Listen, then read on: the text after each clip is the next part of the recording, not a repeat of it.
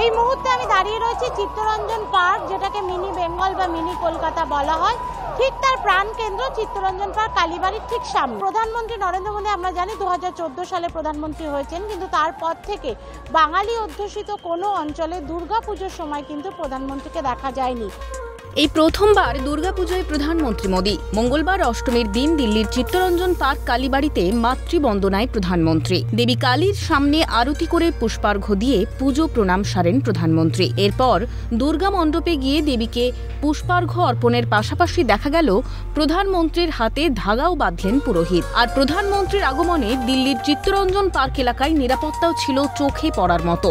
মোতায়েন ছিল এসওজি ও দিল্লি পুলিশের বিশাল বাহিনী। প্রসঙ্গত চলতি বছরেই এ রাজ্যে এসেছিলেন প্রধানমন্ত্রী মোদী। দুটি জনসভাও করেছিলেন দুর্গাপুরে। তখন মোদীর মুখে শোনা গিয়েছিল জয় মা কালী, জয় মা দুর্গা। তবে প্রধানমন্ত্রী হওয়ার পর এই 11 বছরে বোধহয় এই প্রথমবার দিল্লির চিত্তরঞ্জন পার্ক কালীবাড়িতে হাজির হলেন মোদী। সামনেই 26-এর নির্বাচন আছে বাংলায়। ভোটমুখী বাংলাকে ঘরের লোক বার্তা দিতেই কি তবে মোদীর এহেন পদক্ষেপ? প্রশ্ন উঠছে ওয়াকিবহাল মহলে। ইন্দ্রাণী দাশগুপ্তের রিপোর্ট, ক্যালকাটা নিউজ।